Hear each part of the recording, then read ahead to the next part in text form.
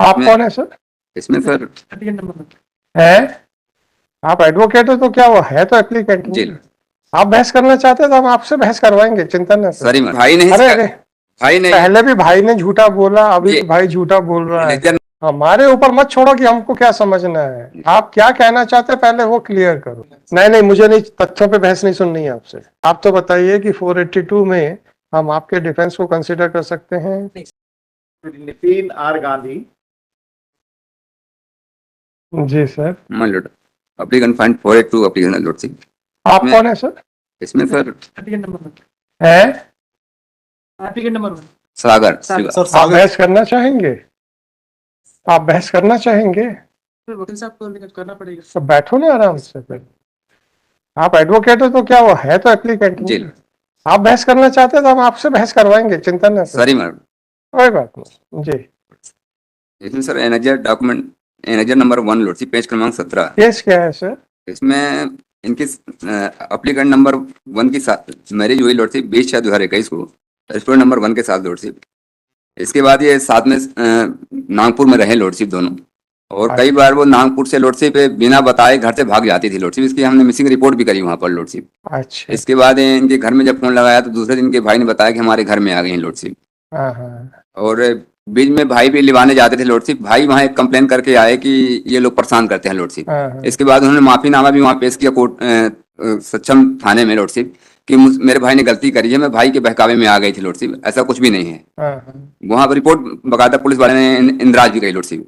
हमने सेक्शन 9 भी वहाँ कोर्ट में लगाया, फैमिली कोर्ट में लॉर्ड सिंह नागपुर में, कि इनका भी है थोड़ा ठीक नहीं रहता है, इनको गाइड करके हमारे साथ अच्छे से जीवन यापन करें लॉर्ड सिंह। तो इन्होंने वहाँ भी कंडीशन पूरी डाली कि हम इनके साथ अच्छे से रहेंगे लॉर्ड सिंह। फैमिली कोर्ट ने भी ऑर्डर किया कि साथ में रहेंगे लॉर्ड सिंह। इसके बाद ये वर्तमान में लॉर्ड सिंह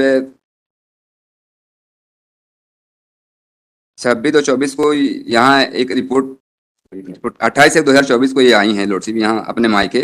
तो एक FIR लोड कर दी है कि ये दहेज मांगते हैं लॉर्ड सिंह, ये और इनकी फैमिली कार मांग रहे हैं लॉर्ड सिंह, और इस बात को लेकर परेशान कर रखे लॉर्ड सिंह। जबकि हम सेक्शन 9 भी लगा चुके थे लॉर्ड सिंह, इनकी मिसिंग रिपोर्ट भी हम कर चुके थे लॉर्ड सिंह। ये हमें और हमारी फैमिली को परेशान करने चाह रहे हैं लॉर्ड सिंह, इस बात की भी हमने कंप्लेन करी है लॉर्ड सिंह वहाँ पर। और हम जिस मैरिज में आए हुए थे लॉर्ड सिंह इसकी फोटोग्राफ पेश करी है, उसी दिन की इन्होंने घटना बताई है कि ये इस मैरिज में शामिल हुए, हम भी शामिल हुए। फोटोग्राफ में ये ऑलरेडी लड़के के साथ खड़ी हुई है जिस लड़के की शादी में हम इनको लेके आए हुए थे Kewalpur lord Singh. Photograph sir ये lord Singh annexure number 15 lord Singh, 15 और 16 लॉर्ड सिंह, ये डांस भी कर रही हैं हमारे साथ लॉर्ड सिंह। एनेक्जर नंबर 15 में लॉर्ड सिंह, और एनेक्जर नंबर 15A में 94 पेज में। मैं कैसे पहचानूं कौन है ये? सर ये फोटो भी है इसमें, 94 में फोटो लगी हुई नजर 15। मैं कैसे पहचानूं सर? जी ये तो आप कहोगे पक्षकार से पूछ लो, तो मैं गवाही कैसे रिकॉर्ड करूं सर? Husband wife. अरे मेरे प्रश्न का तो बताओ। जी जी मैं गवाही कैसे रिकॉर्ड करूं? No no my lord, evidence का विषय है लॉर्ड सिंह। तो हाँ लॉर्ड सिंह तो बताएं सर। सर तो इसमें हमारा निवेदन ये है कि जो इन्होंने जिस विवाह में हम आए हैं इनके घर भी गए हैं लॉर्ड सिंह, तो हमने कोई ऐसी डिमांड नहीं करी लॉर्ड सिंह, इन्होंने गलत ढंग से FIR दर्ज करवा दी है लॉर्ड सिंह। क्योंकि इनके भाई भी वकील हैं लॉर्ड सिंह, एप्लीकेंट भी वकील है, और इनके जो ये जो भाई साहब वकील हैं इससे क्या कहना चाहते हो?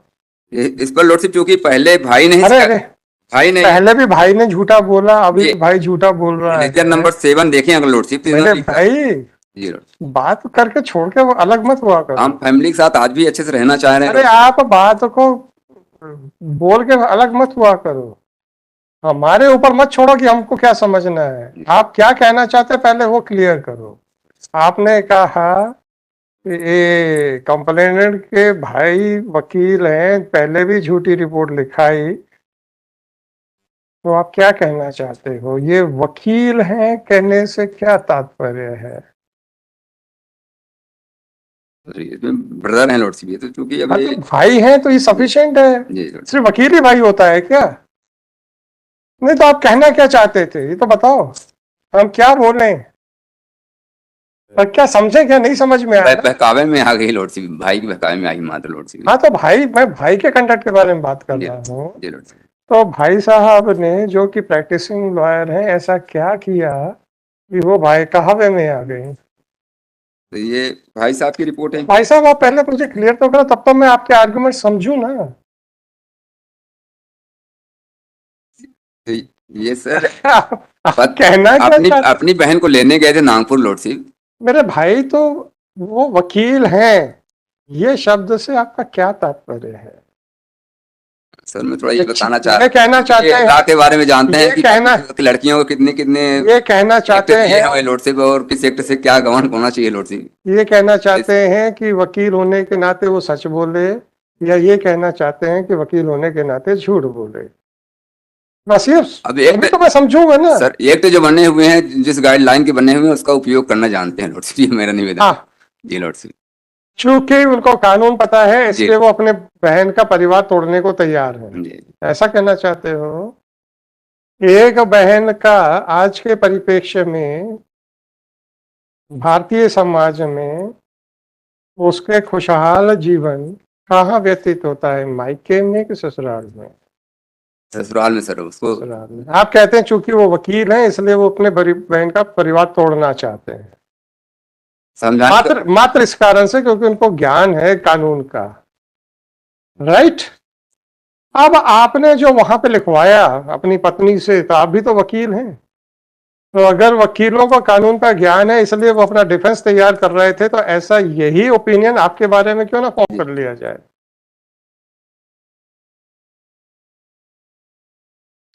अगर एक भाई को कानून का ज्ञान था तो पति को भी तो कानून का ज्ञान है, तो अपने लिखाए गए दस्तावेज पे आप ओवर इंपॉर्टेंस दे रहे हैं और दूसरे को कह रहे हैं कि कानून का ज्ञाता होने के करके अपनी बहन का परिवार तोड़ रहा है।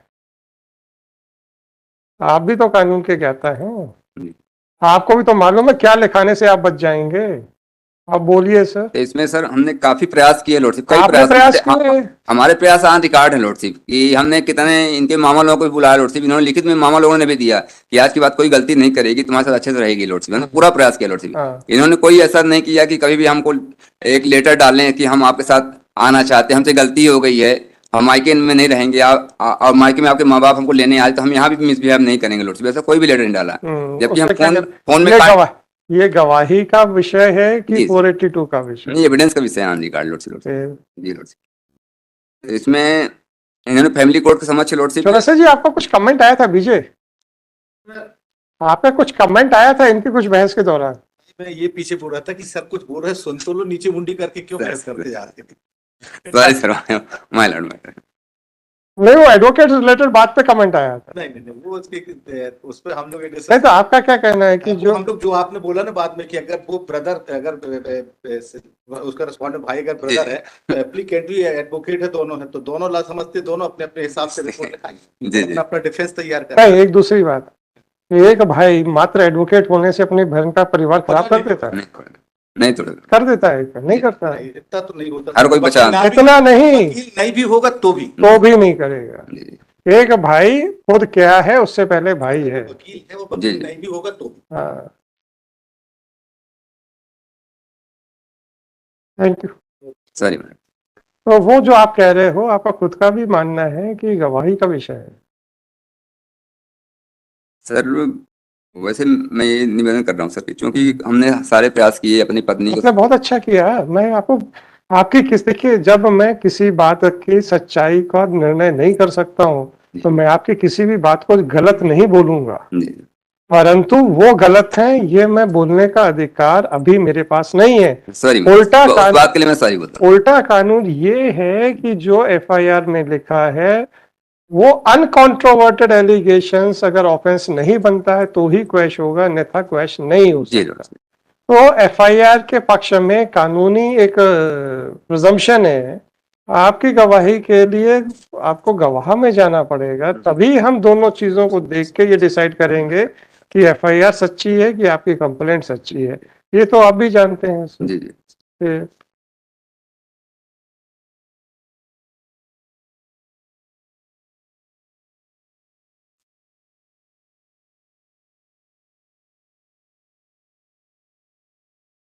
Anything else? Annexure 9 annexure 6 lordship, page क्रमांक 76 लॉर्डशिप, जो हमने फैमिली कोर्ट के समक्ष एक आवेदन पत्र दिया था लॉर्डशिप 20/6/2021 को, हमारा पहले का ही गया हुआ लॉर्डशिप आवेदन, बकायदा प्रक्रिया लॉर्डशिप। बिल्कुल ठीक है ना सर, आप भी तो कानून के ज्ञाता है ना। जी जी। बोले वो थाने पहुंचे उससे पहले खुद पहुंच जाओ, फिर और- क्या करोगे उसको? नहीं, हम तो कोर्ट की शरण में भी गए लॉर्डशिप। हाँ आप, अरे आप तो रोज ही जाते हो, तो दरखास्त लगा दोगे, क्या होगा उसमें? जो आप उसके भाई के लिए बोल रहे हो सुविचार रखे, वही सुविचार आपके लिए भी है सर। जी। उसमें हम क्या कर सकते हैं? तो चूंकि ये नहीं सर, मैंने आपको पहले कहा था कि आप चाहें तो आप बहस कर सकते हैं।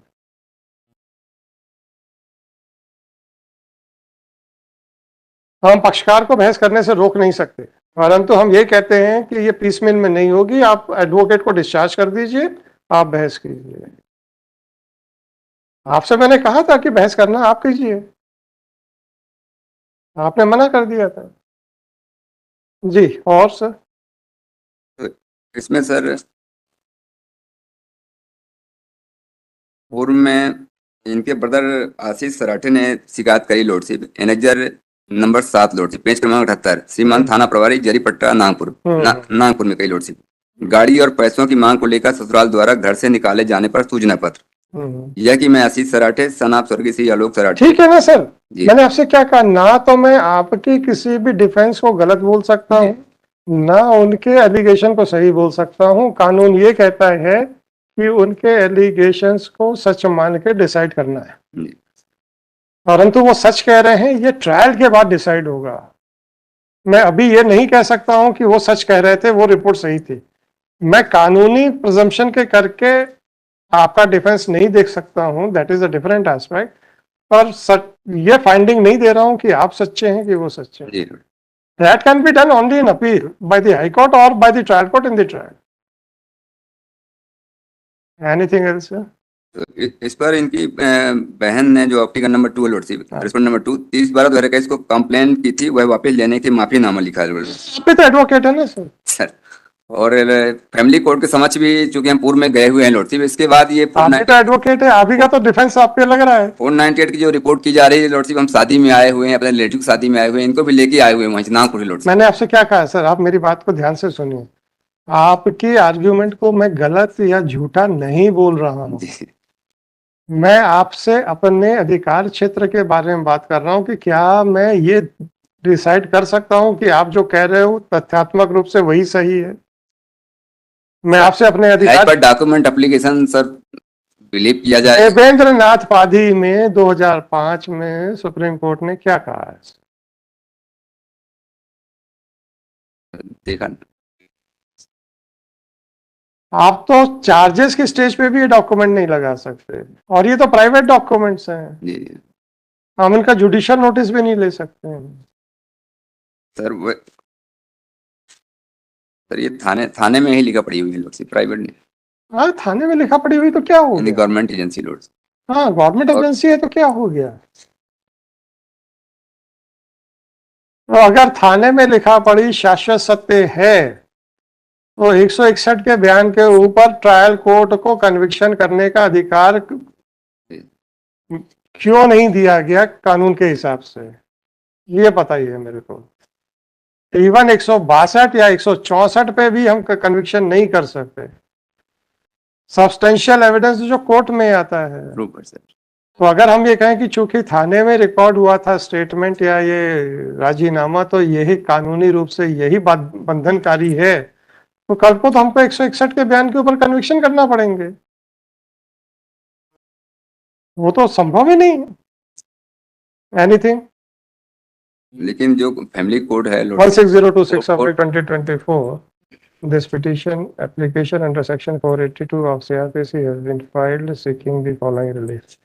It is submitted by counsel for the applicant that the applicant number 1 is a practicing advocate, whereas the brother of the respondent number 2 is also a practicing advocate.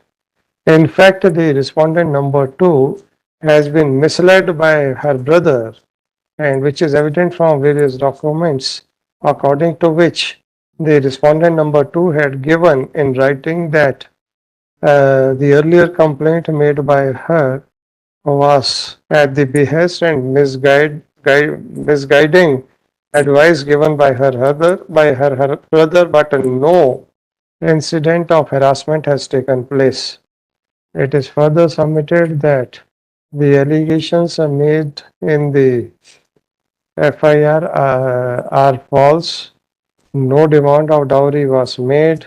Even the applicant number one had come down to Jabalpur along with his wife to attend a marriage ceremony, in which was happily attended by the respondent number two. It is submitted that since an FIR has been lodged at the behest of her brother, who is a practicing advocate, therefore the same is false and is liable to be quashed. Heard the learned counsel for the party petitioner. It was the contention of the counsel for the applicant that since the brother of the respondent number two is in active practice, is a practicing lawyer, therefore, under his misguidance, the respondent number two is making false allegations, and on earlier occasions also, she had admitted the mistake of her brother or her sister.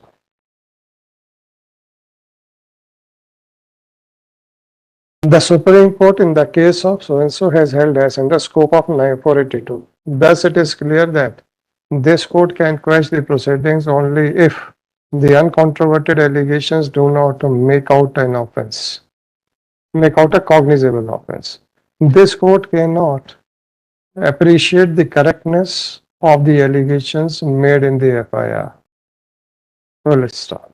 So far as the contention of counsel for the applicant that since the brother of the respondent number two is in active practice, therefore she is lodging false reports against the applicants under his misguidance is concerned. The counsel for the applicants was directed to clarify the aforesaid sentence. It is submitted by Shri so-and-so that since the brother of the respondent number two is a law-knowing person, therefore, he is spoiling the life of his brother, his sister, public respondent number two. The aforesaid submission made by counsel for the applicant cannot be accepted. Why a brother would make an attempt to spoil the life of his sister merely because he is a practicing lawyer? Question mark. If the brother of the respondent number two is a practicing lawyer and therefore he is aware of the legal provisions of law, then the same principle would also apply to the applicant number one. Because he is also a practicing lawyer and he knows that what defenses are to be created to save himself from the criminal prosecution. If certain confessional and exculpatory statements were got recorded from the respondent number two, then it is also possible that the applicant number one, being the law-knowing person, was aware of the fact that he can get rid of the complaint made by the respondent number two by obtaining such exculpatory statements, be that whatever it may be. The aforementioned observation should not be treated as an observation on merit, because this court cannot judge the correctness of the allegations as well as the defense of the parties, and has to decide the matter strictly on the basis of uncontroverted allegations. Since the counsel for the applicant had alleged against the brother of the respondent number two by saying that he is a practicing lawyer, therefore the aforesaid observation has been made in order to check the gravity of the said sentence. No arguments have been raised with regard to the allegations made in the FIR. Even otherwise, the FIR prima facie makes out an offense punishable and makes out an offense of cruelty. As no other argument has been advanced by counsel for the applicant, therefore, No case is made out of warrant encroachment of the FIR or the charge sheet. The application fails and is hereby dismissed. कुछ और कहना है बता दीजिए. अब आप बता दीजिए. अब आप और क्या कहना चाहते हैं? हाँ बता दीजिए. सर जिस समय कंसिलिएशन के लिए बुलाया गया था हमको पुलिस स्टेशन में, महिला थाना पुलिस स्टेशन में, तो उस समय हमने कोशिश की थी कि कंसिल हम रखने के लिए. मुझे अब आप एक कानूनी ज्ञाता होने के नाते 482 की स्टेज के ऊपर हम कहाँ तक जा सकते हैं? उसी पे नहीं, तथ्यों पे मत जाइए. कानूनी हालांकि सिर्फ वही बताने वाला था. है. ये एप्लीकेशन आपके सामने की प्रेजेंट की वही बताने वाला था. नहीं नहीं, मुझे नहीं, तथ्यों पे बहस नहीं सुननी है आपसे. आप तो बताइए कि 482 में हम आपके डिफेंस को कंसीडर कर सकते हैं. नहीं that is the end of the matter. Sir, वही हमने लिखा है. सर हमको जो तामील जिस तरह से होना चाहिए था उसका एक्चुअली 41 की एक ही उसका जो तामीली, अगर आपको अरेस्टिंग हुई है, जब आप उसको चैलेंज करेंगे तब देखेंगे. अगर किसी की अरेस्टिंग या 41A की तामीली में कोई गड़बड़ी रह गई है, उससे प्रोसीडिंग्स क्रैश नहीं हो पाएंगे. सर हमको अपना डिफेंस रखने का मौका नहीं मिला गया पुलिस स्टेशन में, किया नहीं गया. पुलिस के पास ये डिसाइड करने का कि आपने अपराध किया है कि नहीं अपराध किया, सीआरपीसी में कहाँ अधिकार है सर? 41 में हमको मौका देना चाहिए. आप अरे कानून बताइए मेरे को सर. क्या अभियुक्त को, जिसके या किस व्यक्ति को, अभियुक्त नहीं कहूंगा, सस्पेक्ट को मौका देने का 41A में है अधिकार? कर्तव्य कहाँ है पुलिस का? उसको नोटिस देंगे, गिरफ्तार नहीं करेंगे, ये है. आपको मौका देके आपके ऊपर पूरा इन्वेस्टिगेशन करके फिर आप ये पुलिस डिसाइड करेगी ये कहाँ है, कौन सा कानून कह रहा है. ट्रायल कोर्ट में रख सकते हो. तो ट्रायल कोर्ट उनकी चारों वो चीज है. उल्टा मैं आपको 4-5 जजमेंट बता सकता हूँ. एक वो रोमिला थापर है, एक सोलंकी वाला जजमेंट है, एक मेरा प्रबल डोगरा वाला जजमेंट है, जिसमें कि सस्पेक्ट को प्री ऑडियंस का कोई राइट ही नहीं है. Anyhow. Public.